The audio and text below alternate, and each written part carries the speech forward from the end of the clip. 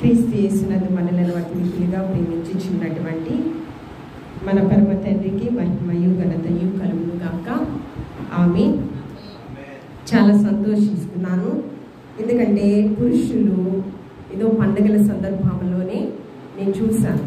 రమారమి నేను ఈ గ్రామం వచ్చి 3.5 సంవత్సరాలు 4 సంవత్సరాలు అయింది.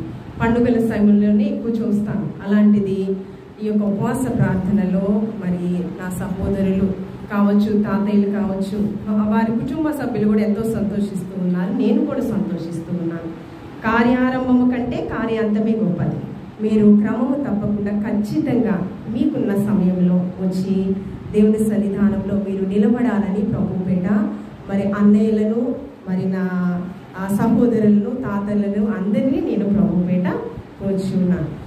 మన జీవితాలు ఏ రీతిగా ఉన్నాయంటే, లోకరక్షకుడైన యేసుక్రీస్తు ప్రభువారు ఈ లోకంలోనికి రాకముందు మురికి గుడ్డ వలె ఉన్నాయంట. ఎలా ఉన్నాయండి? మురికి గుడ్డ వలె.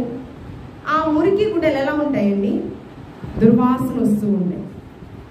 ఒక రోజు వేసుకోగలము, 2 రోజులు వేసుకోగలము. ఒక వారం అదే వస్త్రాలు వేసుకోవడం చాలా కష్టం. దుర్నీతితో నిండినటువంటి మన జీవితాలనంట నీతి సాధకములుగా దేవాది దేవుడు అమర్చి ఉన్నాడు. ఆమె చెప్పండి. ఇజ్రాయేలు ప్రజలు 400 సంవత్సరాలు ఫరో బానిసత్వంలో ఉన్నారు.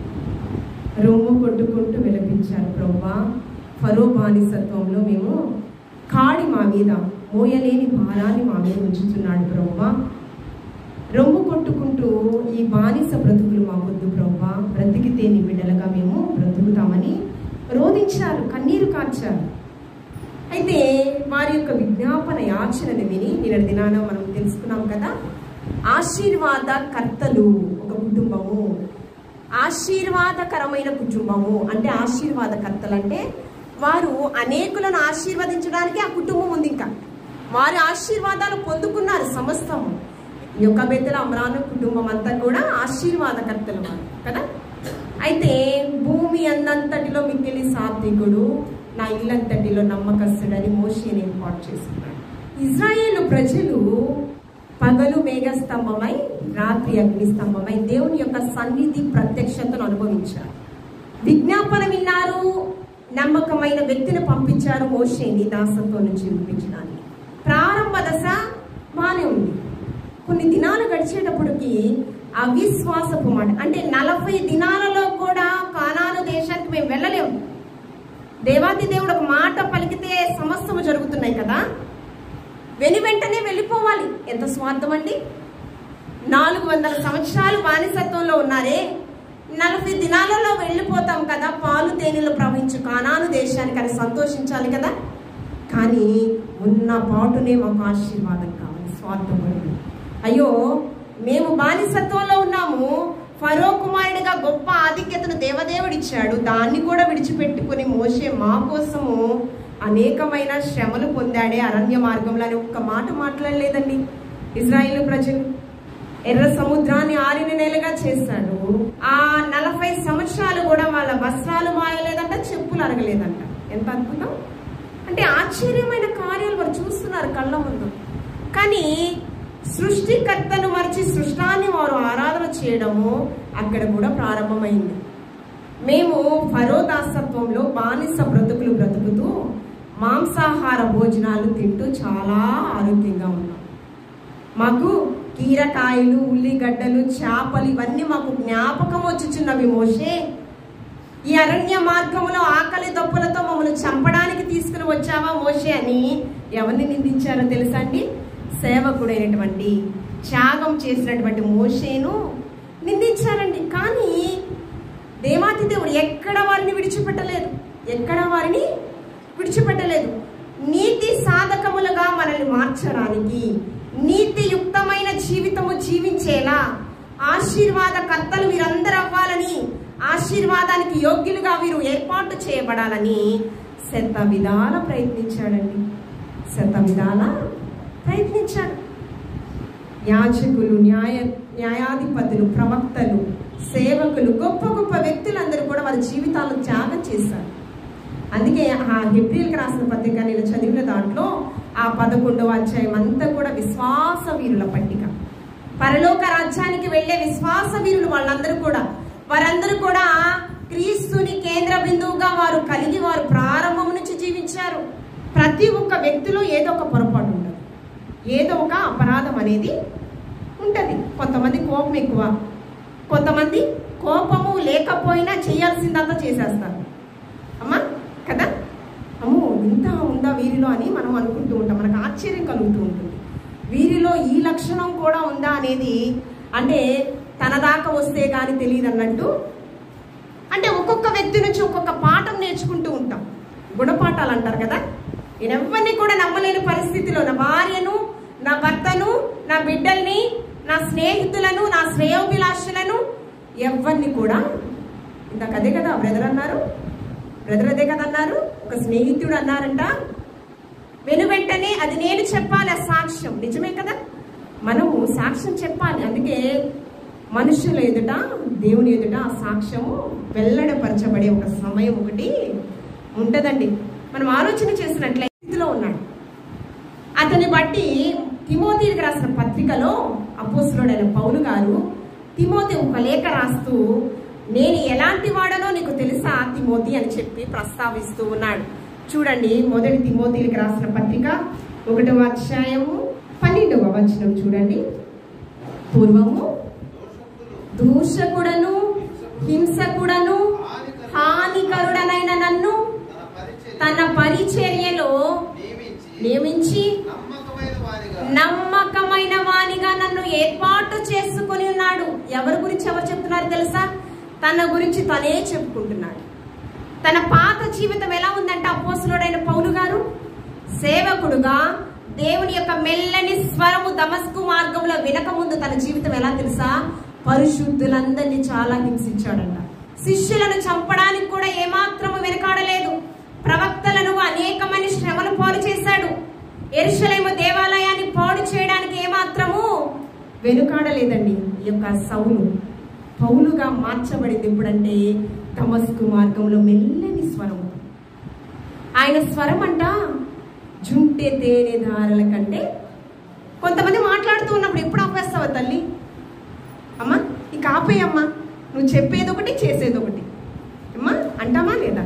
కానీ నీతి సూర్యుడైన లోకరక్షకుడైన యేసుక్రీస్తు ప్రభు ఏది చెప్తే అదే చేశాడు. ఆకాశ భూమి గతించినా కూడా ఆయన మాటల నిరర్ధకము కానేరవు, సున్నైనను పొల్లైనను తీసివేయడం జరగదు. మన మాటలు ఎలా ఉంటాయో మనకు తెలుసు, మన వ్యక్తిగతంగా కదా. కొందరు వ్యక్తులు మాట్లాడుతూ ఉన్నప్పుడు మన గురించి మనం కూడా ఆలోచన చేసుకుంటే ఎన్నో పాఠాలు మనం వింటూ ఉంటాం. కానీ ఈయనంటూ ఉన్నాడు, నా పాత జీవితం ఎలా ఉంది? రోత జీవితం, అందరూ అసహించుకునే జీవితం, నేను నరహంతకుడను, అందరి చేత దూషింపబడే జీవితం నా జీవితం.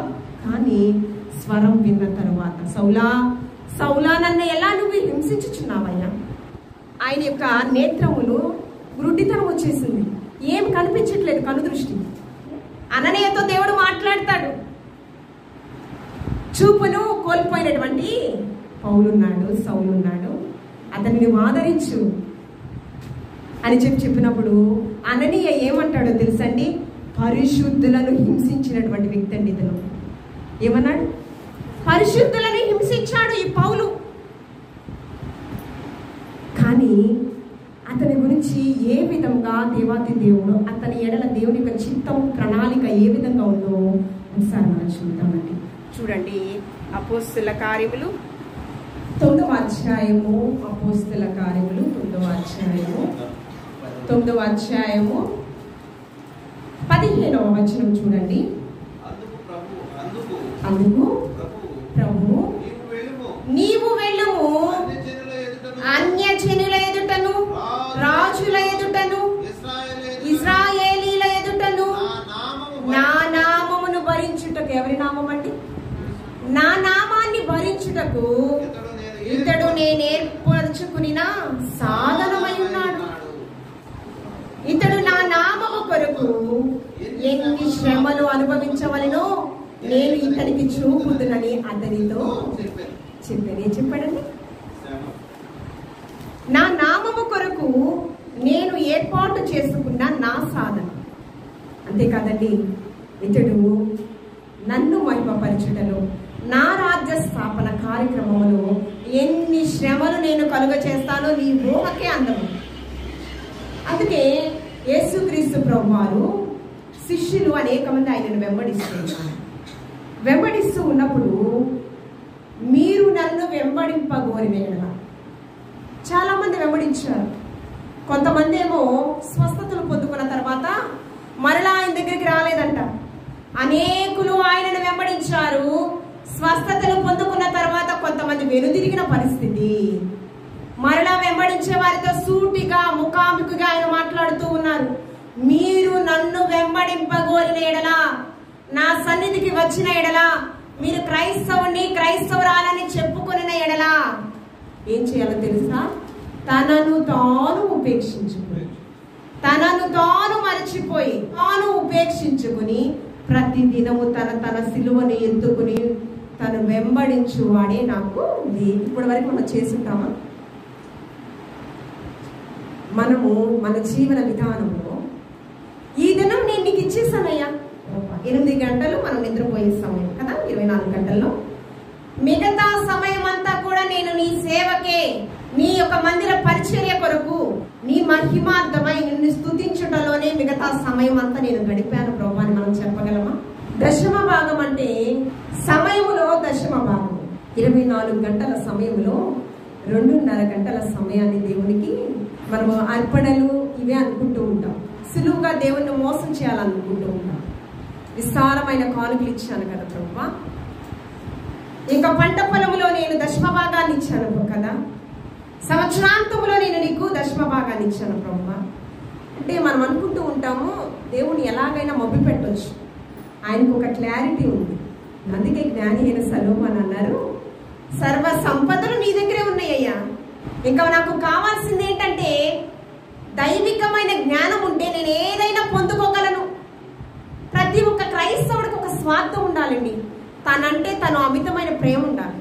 తన పట్ల తన అమితమైన ప్రేమ ఉండాలి. భార్య పట్ల కాదు, బిడ్డల పట్ల కాదు, కుటుంబం పట్ల కాదు. ఎవరి పట్ల ఉండాలో తెలుసా? తనంటే తనకు అమితమైన ప్రేమ ఉండాలి. ప్రేమ ఉంటే చూస్తూ చూస్తూ నరకానికి వెళ్ళగలమా మనం? అమ్మా, నా పైన నాకు అమితమైన ప్రేమ, నేను ఇంకా కొన్ని సంవత్సరాలు బ్రతకాలి. దేనికమ్మా దేవుని సన్నిధికి రావడం లేదంటే నన్ను మోసం చేశారయ్యా. అసలు ఎవరు నిన్ను మోసపోమన్నారు? మోసపోకుడి, దేవుడు వెక్కిరింపబడు. ఏమండి? దేవుడు, అందుకే మనుషులు అన్యాయస్తులు, స్వార్థప్రియులు, బింకములాడు వారు, ధనాపేక్ష పరులు, వారి ఉనికిని వారు కాపాడుకోవడానికి మనల్ని ఎంతైనా వాడుకుంటారండి మనల్ని. అందుకనే ఆయన అన్నారు, నాకంటే అమితంగా తల్లినైనను సహోదరినైనను మరి ఎవరిని అమితంగా నీవు ప్రేమించొద్దు. ప్రేమిస్తే ఫలితం నీకేమవుతుందంటే మోసమే మిగులుతుంది. నీకోసం నా యొక్క పరిశుద్ధ రక్తాన్ని, యవ్వన రక్తాన్ని నేను తాగేశాను. నేను చనిపోతే నాతో పాటు నా భర్త వచ్చేస్తాడా? ప్రారంభంలో వివాహమైన వెంటనే నీవు లేకపోతే నేను లేను, నీతోనే నా జీవితం, నీవు మరణిస్తే నేను కూడా మరణిస్తాను, ఇలాంటి బోల్డ్ మాటలు మాట్లాడతారు. మనకు శాశ్వతమైన ఆనందం, మనకి జీవితాంతము కూడా తోడుగా ఉండేది ఒక త్రియేక దేవుడు మాత్రమేనండి. ఆలోచన చేయండి. ఒక మారు మనల్ని మనం ఆత్మ పరిశీలన చేసుకోవాలి. ఎవరి పట్ల మన సమయాన్ని వెచ్చిస్తూ ఉన్నాం? మన కుటుంబంలో ఎవరిని అమితంగా ప్రేమిస్తూ ఉన్నాం? విగ్రహారాధన అంటే ప్రతిమలకు నమస్కారం చేయడమే కాదండి, దేవుని కంటే అమితంగా దేన్ని మనం ప్రేమించినా అది విగ్రహారాధనతోనే సమానం. ఈ యొక్క అపోస్తలుడైన పౌలు గారి గురించి తను బాగా చెప్పుకున్నాడు. అయితే తనకు ఒక బాధ్యతనిచ్చాడు. శిష్యులు 12 మంది, కానీ యోగ్యత లేని నన్ను శిష్యులలో ప్రథముడుగా దేవాతి దేవుడు నన్ను ఏర్పాటు చేసుకుని ఉన్నాడు.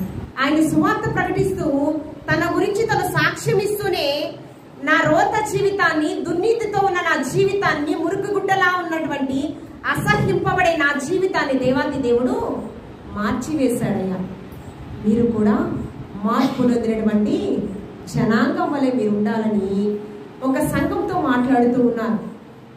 ఇక లూకా గారు రాసినటువంటి అపోస్తుల కార్యంలో మనం చూస్తూ ఉన్నప్పుడు 17వ అధ్యాయంలో బర్నబా అదేవిధంగా పౌలు గారు సువార్త ప్రకటిస్తూ ఉన్నారు. వీరిరువురు కూడా ఒక పట్టణం ఉంది, తెనాలి పట్టణం కదా, విశాఖపట్నం, అలాగే ఏథెన్సు పట్టణం, ఒక పట్టణం ఉంది. ఆ పట్టణంలో సువార్త ప్రకటించడానికి వెళ్ళారు. అనేకులు ఆటంకం కలుగజేస్తూ ఉన్నారు. దేవుని యొక్క గొప్పతనం గురించి వివరిస్తూ ఉన్నారు. వారు ఏమని మాట్లాడుతూ ఉన్నారంటే, అక్కడ మహాపండితులు ఉన్నారండి, దైవ భక్తి కలిగినటువంటి వారు ఉన్నారు. అక్కడ ఏ భక్తి అండి? వారి వారి దేవతలు. నిన్న నేను చెప్పాను, ముస్లిమ్స్ నమాజ్ చదువుతున్నారు, ఖురాన్ చదువుతున్నారు కదా, మసీదు చదువుతున్నారు. హిందూస్ అన్య మతస్థులు 3 దేవతలను ఆరాధన చేస్తున్నారు. వారు చేసిన భక్తి నువ్వు నేను చేయలేము. వారి గురించి మనం విమర్శించడానికి ఏమాత్రం అర్హత లేదు ఈ దినాలలో. అందుకని ఒక పట్టణానికి వెళితే సువార్త, శిలువ సువార్తను, సత్య సువార్తను ప్రకటన చేస్తూ ఉన్నప్పుడు అక్కడ ఉన్నటువంటి మహాపండితులు, ఇందాకేం చెప్పారు, శాస్త్రులు అన్నారు, మహాపండితులు, మహాజ్ఞానం కలిగినటువంటి వారు. వారు ఏమంటున్నారు చూడండి, అపోస్తల కార్యములు 17వ అధ్యాయము 18వ వచనం చదవండి. ఎఫీకీలలోను స్తోయికులలోను ఉన్న కొందరు జ్ఞానులు అతనితో వాదించిరి. కొందరు ఏం చెప్తున్నారండి? ఈ వదరపోతు చెప్పునది ఏమని చెప్పుకుని అతడు యేసును గూర్చి పునరుత్థానము గూర్చి ప్రకటించెను. కనుక మరికొందరు వీడు అన్య దేవతలను గురించి ప్రచురించుచున్నాడని చెప్పుకొని. ఏ దేవతలు? మనమేమంటాము? అన్య దేవతలు అంటాం. అంటే మనకి తెలియని దేవతలు. మనకు ఒకే దేవుడు, నేను గాక వేరొక దేవుడు నీకు ఉండనే, పైన ఆకాశం అందే కానీ కింద భూమి అందే కానీ దేనికి మనము నమస్కరించకూడదు కదా. అయితే 3 దేవతలు వారికి ఉండొచ్చు, కానీ వారికి క్రీస్తు గురించి చెప్తూ ఉన్నప్పుడు వారికి తెలియబడని దేవుడు. అందుకని వారు ఏమంటున్నారంటే, అన్య దేవతలు, మాకు తెలియని దేవతల గురించి మీరు బోధిస్తూ ఉన్నారు. చివరి వచనం 22వ వచనం చదవండి. పౌలు అరేయోపగు మధ్య నిలిచి చెప్పినదేమనగా, అంటే అరేయోపగు అనే ఒక సభ, ఒక ప్రాంగణం. మనకి ఒక గ్రామంలో ఏదన్నా ఒక వ్యక్తి తప్పు చేస్తే ఇంతకు ముందు ఒక డ్రమ్స్ మోగించుకుంటూ రచ్చబండలు, అంతేనా అంటారు, రచ్చబండలేక అక్కడ పిలిపించి వాదోపవాదాలు చేస్తూ ఉంటారు, అవునా కాదు? ఇది కూడా అరియోపగు అనే ఒక సభండి. వారి అన్య దేవతలను ఆరాధన చేసేటటువంటి జ్ఞానం కలిగినటువంటి వారు, శాస్త్రులు, పండితులు అక్కడికి వచ్చారు, వాదిస్తూ ఉన్నారు, ఈయన గురించి ఈయన ప్రకటిస్తూ ఉన్నారు. అయితే అక్కడ వారిని కించపరచకుండా ఎంత సౌమ్యంగా, చాకచక్యంగా అంటారు చూసావా, సౌమ్యంగా వారిని ఆకట్టుకునే విధంగా ఏ విధంగా మాట్లాడుతున్నాడో అక్కడ ఒకసారి చూడండి. 23వ వచనము. ఏథెన్సు వారలారా, మీరు సమస్త విషయములలో అతి దేవతా భక్తి గల వారై ఉన్నట్లు. ఏ భక్తి అండి? దేవతా భక్తి. మీరు దైవభక్తి కలిగినటువంటి వారు నాకు తెలుస్తుంది. అయితే వారికంట ఎన్నో విగ్రహాలు ఉన్నాయి, 3 దేవతలు అన్నాను కదా, ఎన్నో విగ్రహాలు ఉన్నాయి. వారికి ఎంత పిచ్చి భక్తి అంటే అన్ని విగ్రహాలు పెట్టారు, ఇంకొక విగ్రహం కూడా పెట్టారు. 3 దేవతల విగ్రహాలు పెట్టారు, ఇంకొక విగ్రహం కూడా పెట్టారు. దాని మీద ఏంటంటే తెలియబడని దేవుడు అని పెట్టారండి. అంటే మేము తెలిసి తెలియక ఏదైనా దేవతను, దేవుణ్ణి మర్చిపోయామేమో. వారి భక్తి చూడండి అసలు, ఏమండి, వారి భక్తి చూడండి. వారికి ఎంత భక్తి అండి.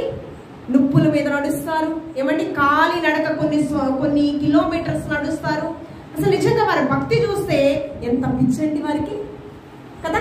3 దేవతల విగ్రహాలు పెట్టారు, తెలియబడని దేవుడని. మేము ఎవరినైనా మర్చిపోతామేమో, ఆశీర్వాదాలు ఏమైనా దూరం అవుతాయేమోనని ఒక విగ్రహం పెట్టి దానికి ఒక పేరు రాశారండి, తెలియబడని దేవుడు. కింద వచ్చిన చదవండి. ఇప్పుడు చదివి అమ్మా. నేను సంచరించుచు మీ దేవతా ప్రతిమలను చూచుచుండగా ఒక బలిపీఠము నాకు కనబడెను. దాని మీద తెలియబడని దేవునికి అని వ్రాయబడింది. కాబట్టి మీరు తెలియక దేని యందు భక్తి కలిగి ఉన్నారు దానిని నేను ఏం చెప్తున్నాడండి. అసలు ఎంత వినిపెంటనే అంత జ్ఞానం ఎలా తట్టింది? మీరు ఏ యొక్క బలిపీఠం కట్టారో తెలియబడని దేవుడని, ఆ దేవుని గురించే మీకు నేను పరిచయం చేయడానికి ఇక్కడికి మీ మధ్యకి వచ్చానండి. ఏం చెప్పాడో తెలుసండి? ఈ సృష్టిని నిర్మించిన సృష్టికర్త. సింపుల్ గా చెప్పేస్తున్నాను. ఈ సృష్టిని ఒకరు నిర్మించారు. ఆయన నోటి మాట ద్వారానే కలుగచేశాడు. ఆకాశాన్ని, భూమిని, సృష్టిలో ఉన్న జలచర జీవరాశులు సమస్తము, ఆకాశ పక్షులన్నిటినీ కూడా ఆయన కలుగు చేశాడు. అందుకే కదా ఆకాశం సింహాసనము, భూమి పాదపీఠం కదా. సమస్తాన్ని కలుగు చేసిన వాడు ఆయనే. ఆయనే మనల్ని సృజించాడు. మనం ఆయన్ని సృజించడం కాదు. మనం ఆయన్ని సృజించేటటువంటి అర్హత మనకి లేదు. ఆయన విగ్రహాలలో ఉండే దేవుడు కాదు. సృష్టిలో ఉన్న సమస్తములో ఆయన ఉన్నాడు. ఎలా? సృష్టిలో ఒక విగ్రహానికే పరిమితం కాదండి. సృష్టిలో ఇందు గలడందు లేడు, సందేహము గలదు, ఎందెందు వెతికినా అందందే గలడు. సంస్కృతం బిడ్డలు చదువుకునేటప్పుడు ఉంది ఆ పాఠ్యాంశం. ఏంటి? ఇందు గలడందు లేడు, సందేహము గలదు, ఎందెందు వెతికినా అందందే గలడు. ఎక్కడ వెతికినా అక్కడ కనిపిస్తాడంట. ఇక్కడ నాలో ఉన్నాడు, నీలో ఉన్నాడు, మనందరిలో ఉన్నాడు, ఇక్కడ గ్రామంలో ఉన్నాడు. దేశ నివాసులందరి మీద ఆకాశం నుంచి ఆయన మనోనేత్రాలు తెరిచి దేవాది దేవుని వెదకని వారిని ఆయన సమానంగా వీక్షిస్తూ ఉన్నాడు కదా. ఈ సృష్టికర్తను మీరు విగ్రహముగా మీరు ఆరాధన చేస్తున్నాడే, ఆ సృష్టికర్తే మనల్ని నిర్మించిన వాడు. ఈ జీవితమే మీరు శాశ్వతం అనుకుంటున్నారేమో, ఇది అశాశ్వతమైనది. ఈ శరీరము విడిచిపెట్టిన తర్వాత కూడా ఒక క్రొత్త జీవితం మనకి పునరుద్ధానం ద్వారా ఉందండి. ఆ పునరుద్ధానంలోనికి మనమందరం వస్తే ఖచ్చితంగా నిత్య జీవం ఎవరైతే స్వతంత్రించుకుంటారో వారికి ఎన్నటికీ కూడా చావు లేనే లేదు. కొరింథీ సంఘంతో అపోస్తలుడైన పౌలు గారు అంటున్నారు, ఎవడైనను క్రీస్తునందున్న ఎడల వాడు నూతన సృష్టి, పాతవి గతించెను, సమస్తమును క్రొత్తమాయెను. అది చెప్పినప్పుడు కొంతమంది వ్యతిరేకించారు. వారి మనస్సు మరి కాస్త కఠినమైంది. మరికొందరు ఏం చేశారో తెలుసా? ఆ వాక్యానికి ఆకర్షితులయ్యి క్రీస్తుని సొంత రక్షకునిగా అంగీకరించారండి. చూడండి ఏ విధంగా అంగీకరించారు. ఈ వాక్యం చదువుని మనం ముగించుకుందాం. ఆ చివరి 3 వచనాలు చదవండి బ్రదర్. జగత్తును అందులో సమస్తాన్ని నిర్మించిన దేవుడు తానే ఆకాశమునకును భూమికి ప్రభునై ఉన్నందున హస్తకృత్యములైన ఆలయములో ఆయన నివసించడు. అందరికి జీవమును ఊపిరిని సమస్తమును దయచేవాడు గనుక తనకు ఏదైనను పొదువై ఉన్నట్టు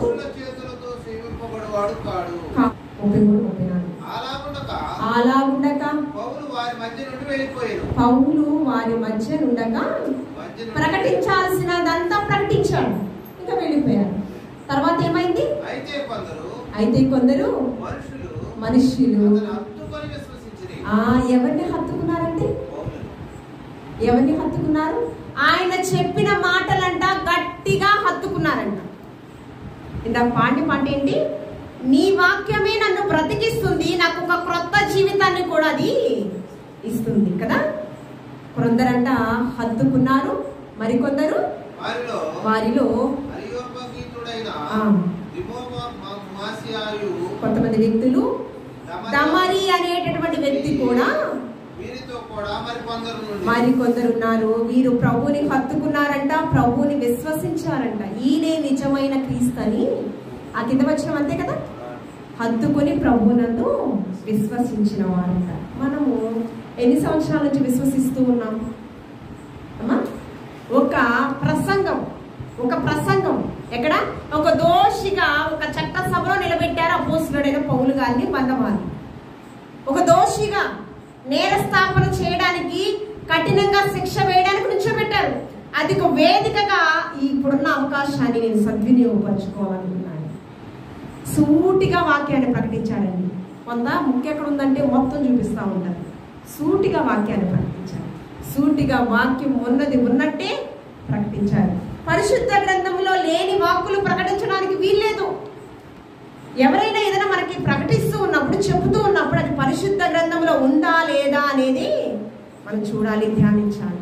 బెరియా సంఘస్థులంట వారు లేఖనాలను పరిశీలిస్తూ ఆ గ్రంథాలలో అవి ఉన్నాయా లేవా అని ధ్యానిస్తూ ఉన్నారు. మనం కూడా ఏం చేయాలి? ఎవరైనా ఏదైనా చెప్తే గుడ్డిగా నమ్మకూడదు. ఎక్కడ చాలా లేఖనాలను పరిశీలించాలండి. నిజంగా మనకుందే తక్కువ జ్ఞానం కదా. ఒక్కొక్కరు ఒక్కొక్క విధంగా చెప్తే మనకేమున్నది అంత పోతుంది కదా. సూటిగా స్పష్టంగా మనం చెప్తే ఎలా ఉంటుంది? మన హృదయంలోకి నేరుగా వెళ్ళిపోతుంది. అలా సూటిగా స్పష్టంగా అపోస్తలుడైన పౌలు గారు బోధించారు కనుకనే 14 సంఘాలను స్థాపించారు. ఎన్ని సంఘాలు? 14 సంఘాలలో ఎంతో మంది శిష్యులను తయారు చేశారు. ఎంతో మంది కాపరులను తయారు చేశారు. ఫిలోమోనుకు ఒక పత్రిక రాస్తారు. ఫిలోమోను కూడా ఒక కాపరిగా తయారు చేశాడు. అతని దగ్గరే శిష్యుడు. నా జత పని వాడైన ఫిలోమోను ఒనేసిము ఒక దొంగతనం చేసి నా దగ్గర చెరసాలకు వచ్చాడయ్యా. నేను సువార్తను ప్రకటించి చెరసాలలో ఉన్నాను కదా. ఈ చెరసాలలో, బంధకాలలో, శ్రమలలో నేను ఒనేసిముని రక్షణలోకి నడిపించానయ్యా. ఇతన్ని మరలా నీ దగ్గరకు పంపిస్తాను. బంధకాల్లో కన్నాను ఇతన్ని. ఏమండి? ప్రసవ వేదన కంటే మించిన వేదన ఒక ఆత్మరక్షణలోకి రావడం తెలుసా మీకు? నిజదేవుణ్ణి తెలుసుకున్నాను, మరలా నేను నీ దగ్గరకు పంపిస్తున్నానయ్యా. తెలిసి తెలియక ఏదైనా అపరాధం చేస్తే ఒనేసిము తెలిసి తెలియక అది నా లెక్కలో నువ్వు తీసుకో. తన తప్పిదము నా తప్పిదముగా నువ్వు భావించని ఎంత బాగా చెప్పాడు తెలుసండి. నిజంగా ఎన్నో సంవత్సరాలు ఈ గ్రామం వచ్చి మరి ఎన్ని ఆత్మలు బాప్తీసం తీసుకున్నారు. ఇందా చెప్పారు, నిజమే బ్రదర్. బాప్తీసం తీసుకున్నంత మాత్రాన మందిరానికి వచ్చినంత నిజమే. వాక్యానుసారమైన జీవితం మనలో నిజంగా విశాఖపట్నంలో ప్రతిదినం మేము ఇదే చెప్తాం. వాక్యానుసారమైన జీవితం ప్రతి ఒక్కరిలో ఉండాలి. మనము ఎంతో కష్టపడుతూ ఉంటామండి. మన జీవన విధానంలో జీవనోపాధి కొరకు ఎంతో కష్టపడుతూ ఉంటాం. కానీ దేవుని యొక్క సన్నిధానంలో ఎంత సమయాన్ని వెచ్చిస్తున్నామో, ఆ చెప్పిన మాటలు ఎంతగా హృదయంలోకి వెళ్ళిపోతున్నాయో. ఈ దినాలలో మేలు చేసిన వారికి కాయాన్ని నేర్పేటటువంటి పరిస్థితి కదా. యేసయ్య ఎంతో మేలు చేశారు మనందరి కొరకు. ఇంకా రోమీయులు, రోమా సైన్యము ఆయన ఒక మారే సిలువేశారు. మన ప్రవర్తన ద్వారా ప్రతిదినం ఆయన సిలువేస్తూనే ఉన్నాం. కాబట్టి ఇంకా మార్పు చెందినటువంటి వారి వల్లే మనం ఉండాలని దేవదేవుడు. పురుషులు మీరెవ్వరూ మానొద్దండి. వచ్చిన మీరు, నూతనంగా వస్తున్న మీరు ప్రతి ఆదివారం మీరు రావాలి క్రమం తప్పకుండా. ఎందుకంటే మీకు ఆశీర్వాదాలు కావాలి. గృహ యజమానుడు బాగోకపోతే కుటుంబం అంతా చిన్న భిన్నమైపోతుందండి. కాబట్టి గృహ యజమానులు దేవుని సన్నిధిని ప్రేమించండి, దేవుని మాటలు వినండి. మీ బిడ్డలకు కూడా బాసి కమ్ముల వలె వాటిని అభ్యసింపచేయాలి. నడుచుచున్నప్పుడు, త్రోవలు ఉన్నప్పుడు, పడుకున్నప్పుడు, మార్గమందు, సమయమందు, అసమయమందు దేవుని యొక్క మాటలు వినిపిస్తే ఖచ్చితంగా మీరు లేకపోయినా ఖచ్చితంగా వారి ఆశీర్వాదానికి యోగ్యులుగా వరించబడతారు. కాబట్టి తెలిసిన దేవుని, నిజ దేవుని ఎరిగిన మనము ఆయన దుఃఖపెట్టే వారిగా మనం ఉండొద్దండి. నిజ దేవుని ఆరాధన చేస్తున్న మనము భక్తి శ్రద్ధలతో పరిపూర్ణమైన సమర్పణ జీవితంతో ప్రభుని సేవిస్తూ ఆయన రాకడకు సిద్ధపడే వరుసలో మనం అందరం ఉండాలని దేవాది దేవుడు ఈ మాటలు మనందరి విడికిలో బహుగా ఫలించిన రాక ఆమె లేచి నిలబడదాము, ప్రార్థన చేసుకుందాము. లోక ప్రార్థన ఆశీర్వాదంతో మనం ముగించుకుందాం. పరిశుద్ధుడా, ప్రేమమైన నీ బంగారు పాదముకి ఎలాంటి వందనాలు ప్రభువా. 4వ దినాన ఉపవాసం ప్రార్థన. ఉపవాసం అంటే అన్న పానాలు పుచ్చుకొనకుండా శరీరాన్ని నలగగొట్టుకోవడం కాదండి ప్రభువా. నీకు ఆయాసకరమైన క్రియలన్నీ కూడా మా నుంచి మేము విసర్జించుకోవాలి ప్రభు. నోటి ద్వారా, చూపు ద్వారా, మాట ద్వారా, తలంపు ద్వారా, క్రియ ద్వారా ఎటువంటి పాపంలో ఉండకుండా నీ ప్రియబిడ్డలు వారిని వారు ప్రతిష్ఠించుకుని సన్నిధానంలో ప్రభువా వాక్యానుసారమైన జీవితం ప్రతి ఒక్కరిలో మీరు జీవింపచేయండి. భూ సంబంధమైన, పరలోక సంబంధమైన ఆశీర్వాదాలకు యోగ్యులుగా ఇక్కడ ప్రతి ఒక్కరిని మీరు ఎంచమని అడుగుచూ ఉన్నాను ప్రభువా. చెప్పుకోలేని సమస్యలతో బాధపడుచున్న నీ ప్రిమిడలు మీరు జ్ఞాపకం చేసుకోండి, వారిని ధైర్యపరచండి ప్రభువా. నేనున్నాననే భరోసా నీవు మాత్రమే ఇవ్వగలవు ప్రభువా. కృంగిన వారిని లేవనెత్తే దేవానికి వందనాలు. పరిశుద్ధుడా, నిస్సహాయ స్థితిలో ప్రభువా, ఇంకా నాకు ఈ జీవితం వద్దు అనేటటువంటి పరిస్థితిలో ప్రభువా ఎందరో ఉన్నారు ప్రభువా. ఎందరో ఎవరికి చెప్పుకోలేని సమస్యలు ప్రభువా. వారిని ఆదరించండి, బలపరచండి ప్రభువా. నీ కృపతో వారిని జీవింపచేయండి ప్రభువా. నీకు స్తోత్రము. ఎవరు విడిచినా నేను విడువని ఎడబాయను. ఈ వాగ్దానం వారి జీవితాల్లో మీరు స్థిరపరచమని అడుగుచున్నాను. ప్రతి కుటుంబంలో శాంతి, సమాధానము, సమృద్ధిని మీరు దయచేయండి. క్షేమాన్ని, సుఖముగా, సౌఖ్యంగా, సమాధానంగా ప్రతి గొప్ప భాగ్యాన్ని ఇక్కడున్న ప్రతి ఒక్కరిపైన వారి వారి కుటుంబాలను మీరు కుమ్మరింపచేయమని క్రీస్తు పరిశుద్ధ నామమున అడిగి వేడుకొని ప్రార్థించుచున్నాము తండ్రి. ఆమేన్. పరలోకమందున మా తండ్రి, నీ నామం పరిశుద్ధపరచబడును గాక, నీ రాజ్యం మాకొచ్చును గాక, నీ చిత్తం పరలోకమందు నెరవేరుచున్నట్లు భూమి యందును నెరవేరును గాక. మాకు కావలసిన ఆహారం నేడు మాకు దయచేయము. మారు లెస్సను మేము క్షమించిన ప్రకారం మారును క్షమించుము. మమ్మల్ని శోధనకి తాకీడు నుంచి తప్పించుము. ఎందుకంటే రాజ్యము, బలము, మహిమ నిరంతరం నీవైనావు తండ్రి. ఆమేన్. తండ్రి, కుమార, పరిశుద్ధాత్మ ఏకదేని మెండు దీవెనలు ఇప్పుడు ఎల్లప్పుడు సదాకాలము ఇక్కడున్న ప్రతి ఒక్కరిపైన, వారి వారి కుటుంబాలపైన ఈ స్వరం ఎంతవరకు వినబడుచున్నదో వారందరిపైన, సకల పరిశుద్ధుల పైన సదాకాలం నిలిచి తోడైండును గాక. ఆమేన్. ఆమేన్. వచ్చిన మీ అందరికీ హృదయపూర్వక వందనాలు. దేవాది దేవుడు మిమ్మల్ని, మీ కుటుంబాలను బహుగా దీవించి ఆశీర్వదించును గాక. ఆమేన్.